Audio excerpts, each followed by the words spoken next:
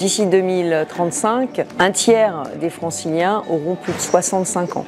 Les assises de la longévité, c'est se préparer à notre avenir. Comment bien vieillir en Île-de-France? Comment ne pas perdre nos retraités alors que nous sommes une région qui est une région essentiellement jeune et active? Eh bien, ça nécessite qu'on adapte, qu'on s'adapte. Ces assises montrent qu'il y a une vraie volonté vraiment de prendre à bras le corps, je dirais, ces défis liés à la longévité au niveau de la santé, au niveau de l'autonomie, au niveau de la mobilité, aussi de l'utilité, du sentiment d'utilité que les personnes vieillissantes ont besoin de conserver.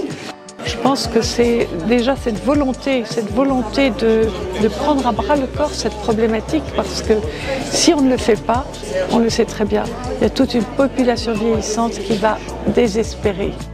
La région des 20 minutes, c'est une région qui fait la promesse à tous ses habitants qu'ils auront à moins de 20 minutes de chez eux les services publics essentiels. Quels sont-ils? Comment doit-on repenser la ville, le logement, les espaces extérieurs? Comment doit-on repenser la mobilité?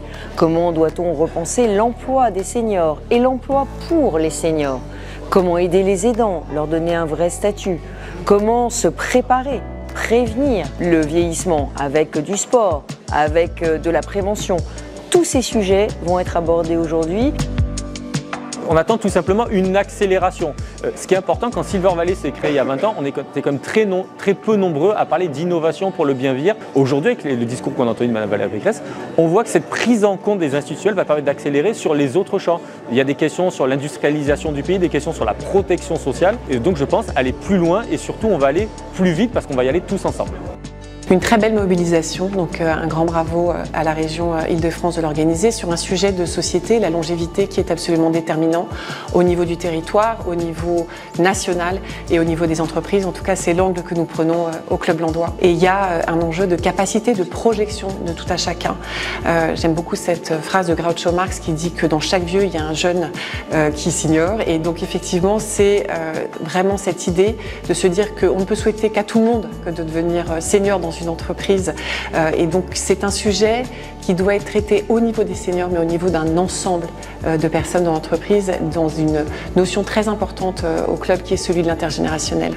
Je crois que le fait que des personnes décident de bien vieillir, je crois que c'est un cadeau que l'on fait aux plus jeunes générations, parce qu'elles aussi, elles vont vieillir. C'est évidemment de travailler avec nos startups, avec nos laboratoires de recherche, avec nos experts. C'est aussi de faire beaucoup de comparaisons avec ce qui se fait à l'étranger. Et puis, l'objectif, c'est vraiment qu'on maintienne la cohésion sociale de l'Île-de-France, parce qu'il ne doit pas y avoir d'inégalité devant le grand âge.